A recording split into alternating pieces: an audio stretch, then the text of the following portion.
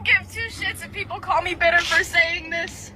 But let's talk about the fact that as a 2023-2024 graduate, why I have applied to thousands of fucking scholarships, but the only people who are getting the scholarships are the fucking rich people! The fucking rich people! I'm having a day. Or I'm having a life. I don't know, man. I just don't know what to do anymore. I'm sitting outside work, crying my eyes out in my vehicle. Because I can't function anymore. Financially, I don't understand anymore. I don't understand how I make $34 an hour and I can't function. I can't function. I can't pay my bills. I can't even literally keep gas in my car to get to work 3 days a week because I can't afford it. Like, I get paid and it goes to car, mortgage, a couple little bills,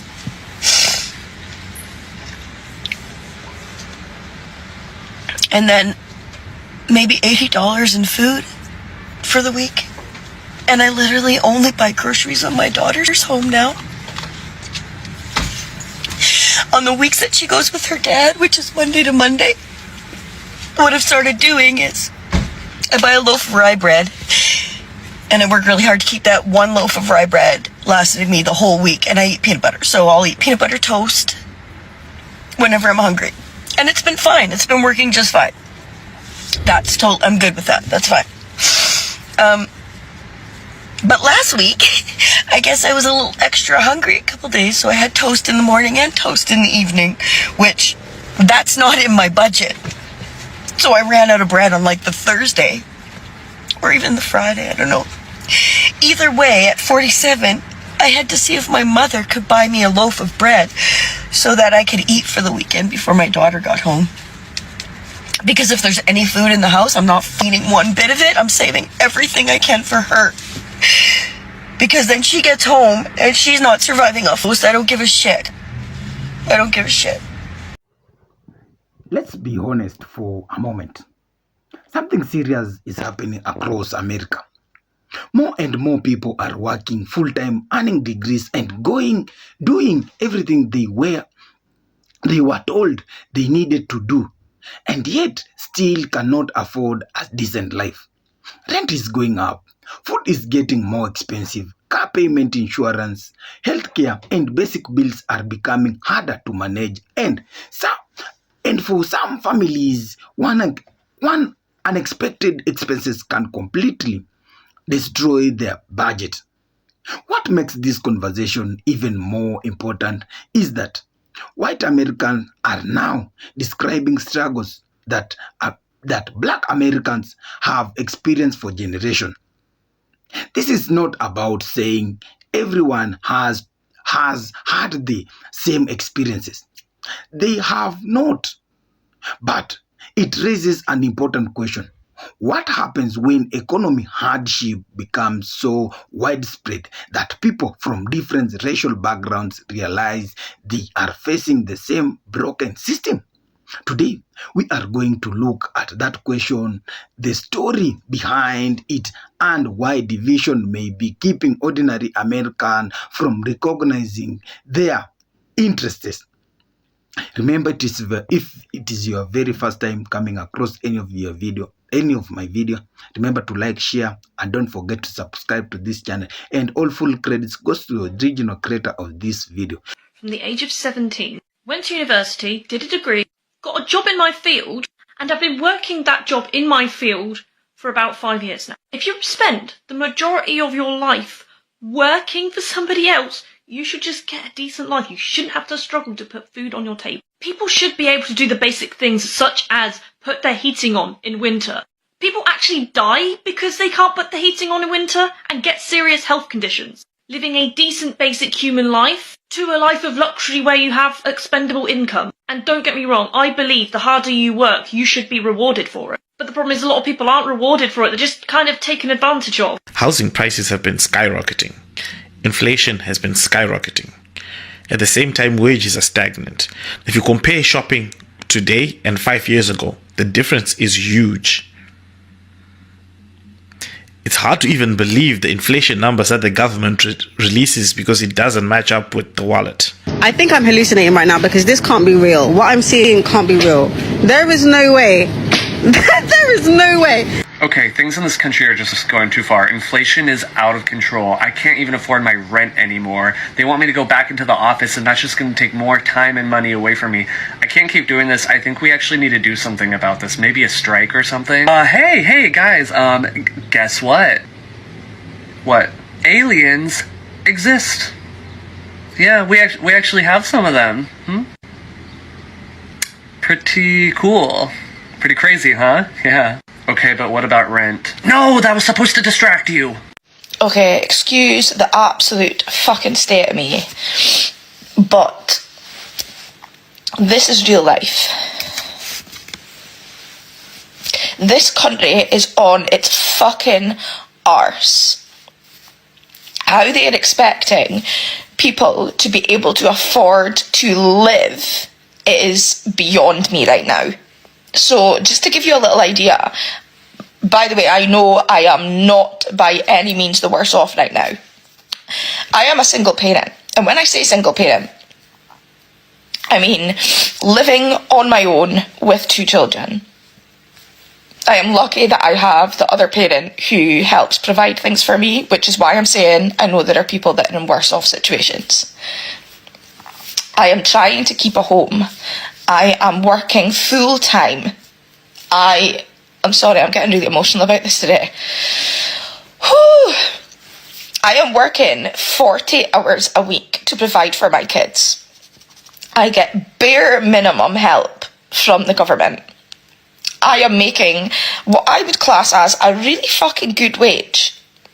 And about 95% of that is getting paid on bills. I have so many fucking bills to pay. And honestly, we're just surviving and like barely fucking surviving. I have rent, I have council tax, I have car payments, I have the cost of the kids. Like, how are people supposed to survive like this? Because every single fucking morning, every day, I'm waking up going, right, what have I got to pay next? What have I got to pay next?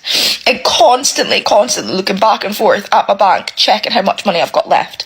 And usually, about 2 weeks before the month's ending, I'm fucked. I'm absolutely fucked. Minimum wage should be at least $20 an hour. Let's do some basic math. $20 an hour at 40 hours a week. That's $800. Let's say they take out of your check $160.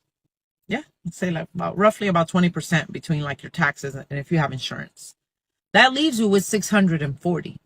Let's multiply that by 4. That's $2,560.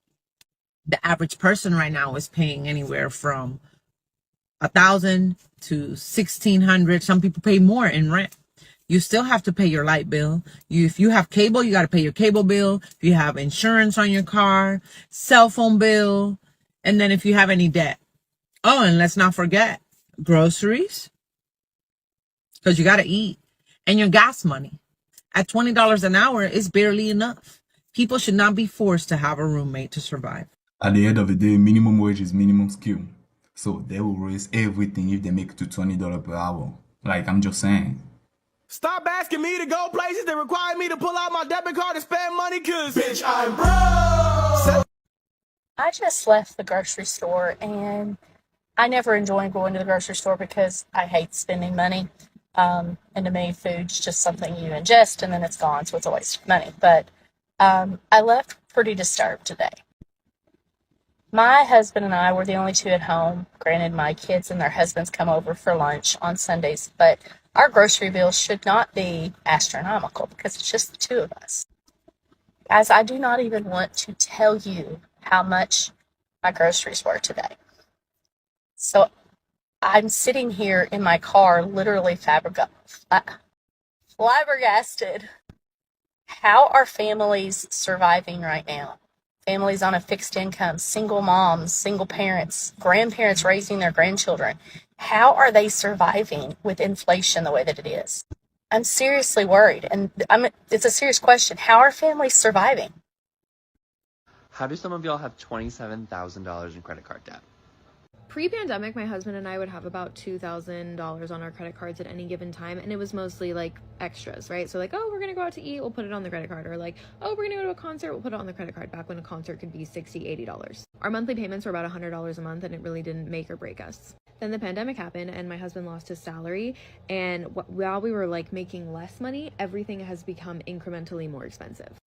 I had a baby and wasn't able to go back to work for a year, so I was putting basically all of our groceries, all of our gas, all of our necessities onto credit cards, because you can't pay rent with a credit card. So we would have to use his paychecks for rent and anything else that couldn't be put on a credit card, and then we'd put everything else on the credit cards. I grew up very comfortably middle class, so I do tend to think that like spending money on things like a dance class or like experiences is normal, but I've like completely walked that back since everything's become so expensive. Like truly, we have not done anything outside of just pay for our needs. But we are $30,000 worth in debt from the credit cards. They've turned into loans, and they're about $1,200 a month that we're paying off. Here is another comment. So glad I was taught to never put anything on a credit card that you cannot afford to pay off. Good girl. The problem now is people cannot afford rent, grocery, gas. Some people have no choice. Damn, I feel you, man. Life is rough out there. I'm seriously worried, and it's a serious question. How are families surviving? Okay, that original video I filmed 6 months ago, and y'all, I am even more speechless today after leaving the grocery store. I thought prices were ridiculous then. I just left with only things for my lunch for this coming week at school and something for my family to have for lunch today after church, and it was $75. I seriously do not know how much more the general working population can take with this inflation and the rising cost of food. We have to have food to survive. What is going on? When is this going to end? How are people surviving right now?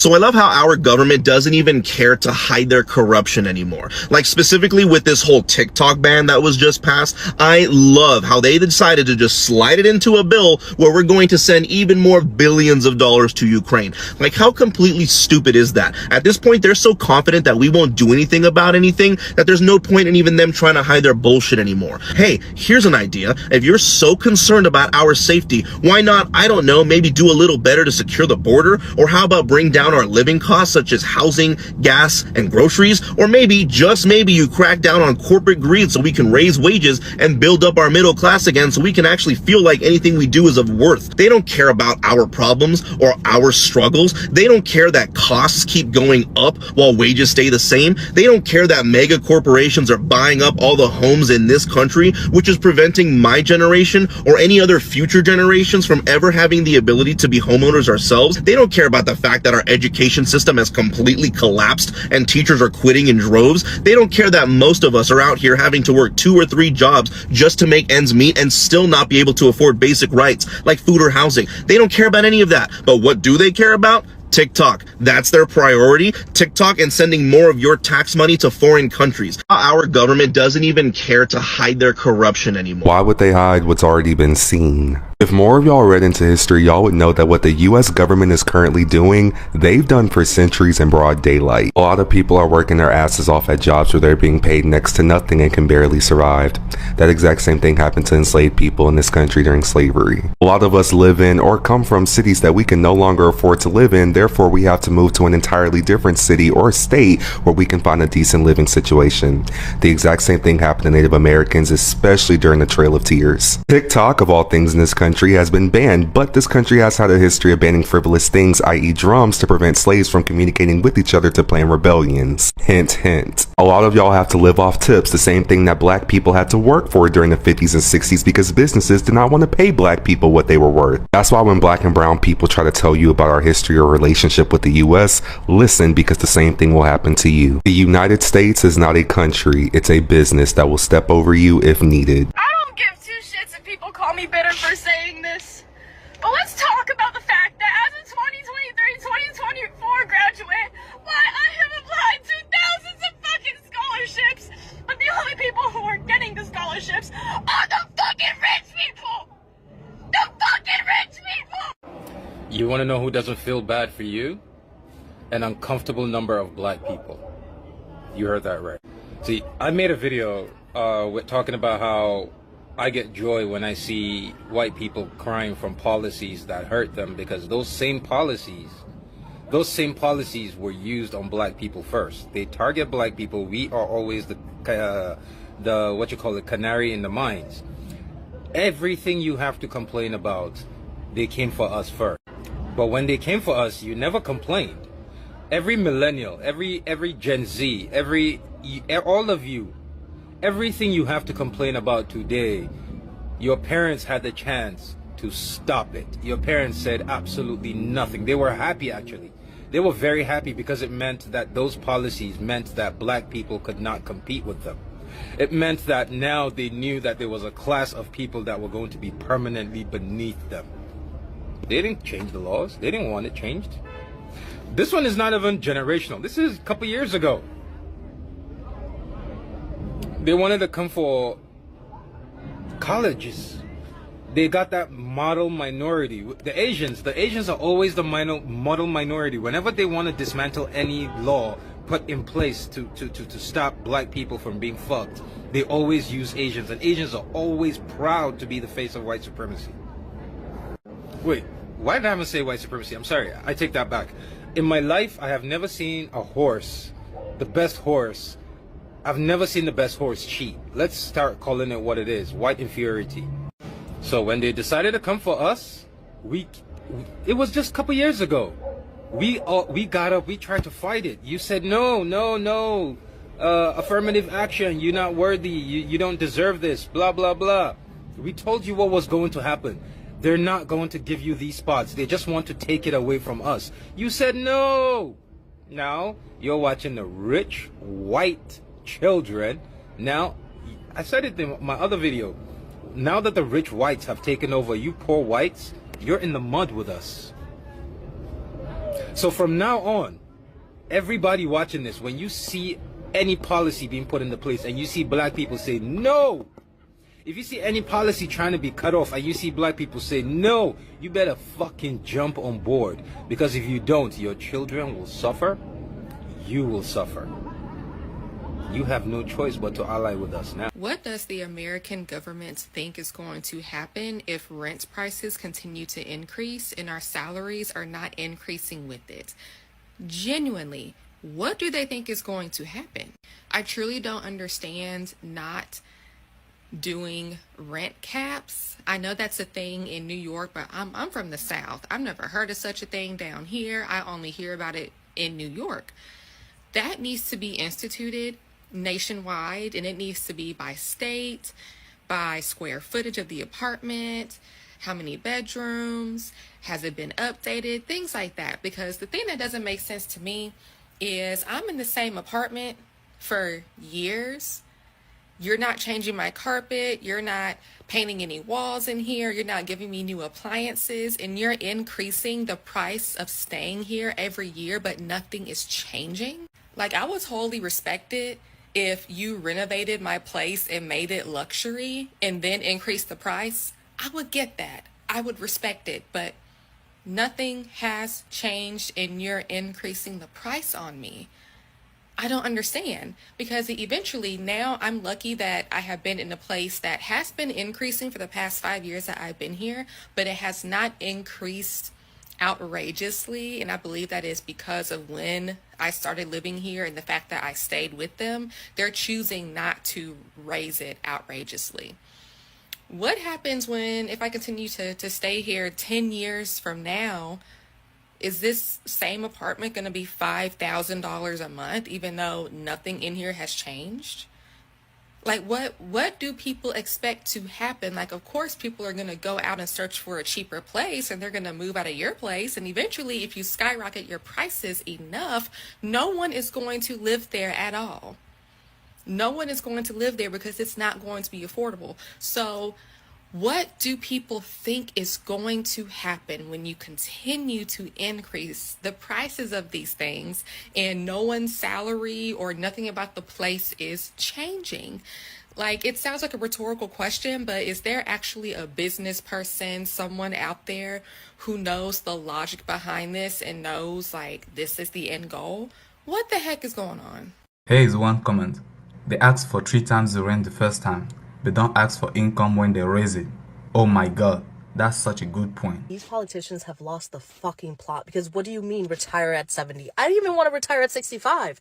We understand that our life expectancy is like 77. If we retire at 65, we have maybe 10 good years, not even good years, like 10 years of us declining mentally and physically, that we're not working. We're not laboring for someone else. If we can't even retire, our generation won't get Social Security. We don't even have pensions anymore. What is the benefit of working until 70?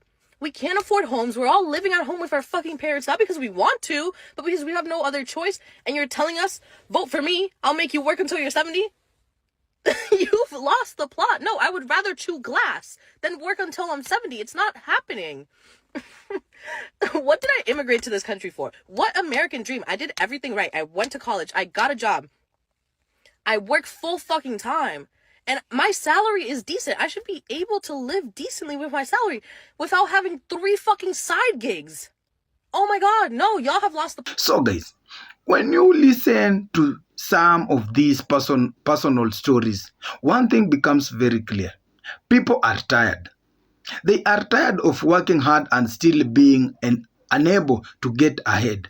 Imagine working for 40 hours a week, sometimes even more, and still having to decide whether you can afford grocery to pay another bill. Imagine having a college degree but still living paycheck to paycheck. Imagine getting paid on Friday and knowing the most of that money is already gone before the weekend even begins. For many Americans, this is becoming normal. And this is where the conversation becomes bigger than politics. Because when people cannot afford housing, food, transportation, or basic healthcare, the problem is not simply whether they are Republican or Democratic.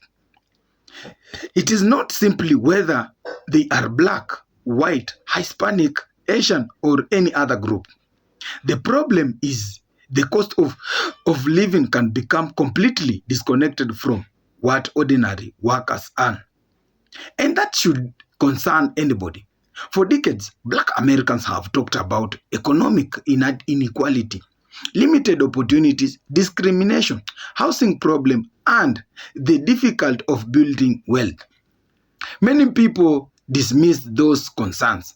Some even urge that if people simply worked harder, they would succeed. But now we are seeing more Americans from different backgrounds saying something very similar. I'm working hard, but still I cannot afford to live comfortably. That should make us stop and think. Because maybe the problem has never as simple as individual effort. Yes, personal responsibility matters. Working hard matters. Education matters. Saving money matters. But there is another reality that we cannot ignore. If wages do not keep up living costs, working harder does not automatically solve the problem. If rent keeps increasing faster than salaries, people can work full time and still struggle. If food prices rise, transportation becomes more expensive, and medical bills keeps growing, family can find themselves trapped. And this is where the idea of canary in the coal mine becomes important. The first comes from the old practice of taking canaries into the coal mine. If dangerous gases appear, the birds could become sick or die before the miners notice the danger. In this discussion, black communities are being described as canaries. The argument is that black Americans experience many forms of economic and social pressure earlier and more severely. And now, as economic pressure spreads across the country, more people are beginning to recognize problems that were already being discussed for generations. But there is an important distinction here. We should not pretend that everyone's experience is identical. It isn't. Race has played and continues to play a major role in American history and in inequality. But economic hardship can also cross racial lines.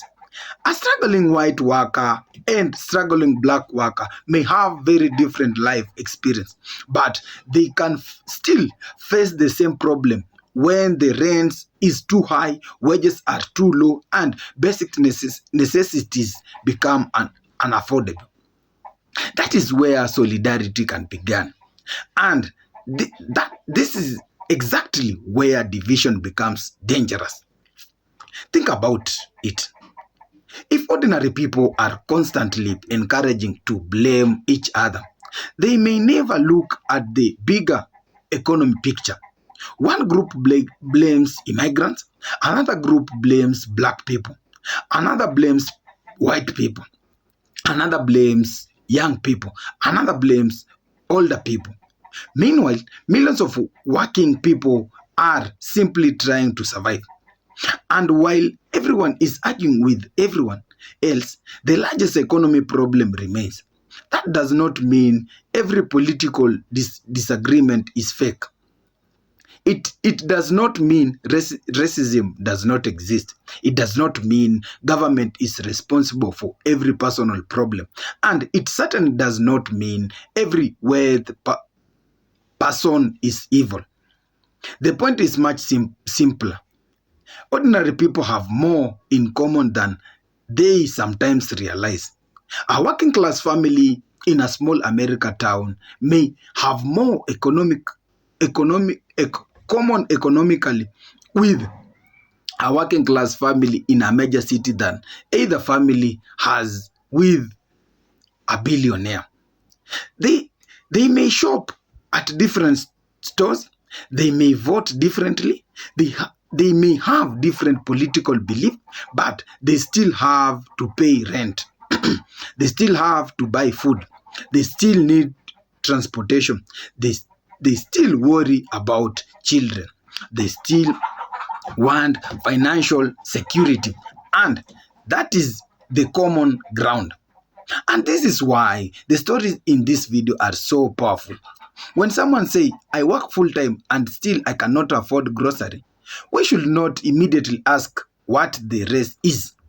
What should ask why full-time workers cannot afford basic necessities. When someone says, I have a degree and I still cannot afford a home, we should not immediately turn into a political argument. We should ask, what has happened to wages, house cost, and economic opportunity? When someone says, I'm working hard than ever, but failing further behind, we should silent. Because these stories are not just statistics. They are really people, really family, really struggles. And behind every statistic is someone trying to figure out how to make it through another month. There is also something important about the idea of regret. Some people who supported certain political leader or policies may now feel disappointed. Maybe they believed their economic situation would improve. Maybe they believe prices will fall. Maybe they believe communities will become stronger, and they are questioning those decisions. That does not mean everyone must immediately forgive them or forget the past. Accountability still matters. People should be willing to examine their choices and understand how those choices affect others. But there is also value in learning from mistake. If someone realized that they were manipulated by fear, division, or false promises, the answer should not necessarily be permanently reject them. The bigger question is, what have they learned? And are they willing to stand with others who are facing same economic problems? Because if working people remain divided forever, the people at the bottom will continue fighting each other while the system remains unchanged. And at the same and at that and that is the real warning here. The goal should not be replace one form of division with another. The goal should be to build society where people can work hard and actually have a reasonable chance to a decent life. Society where a full-time job can pay for basic necessities, where families are not destroyed by one unexpected medical bill, where young people are not forced to spend decades trying to pay off education, where ownership is not completely out of reach for ordinary workers, and where economic opportunity is not reserved for people who are already wealthy. This is not an easy problem to solve. There are no magic solution. Government has a role, business has a role, workers has a role, communities have a role, and voters have a role. But one of one but none of these can work if ordinary people are constantly encouraged to hate each other. So perhaps the biggest lesson from these stories is this: your neighbor may not be your enemy.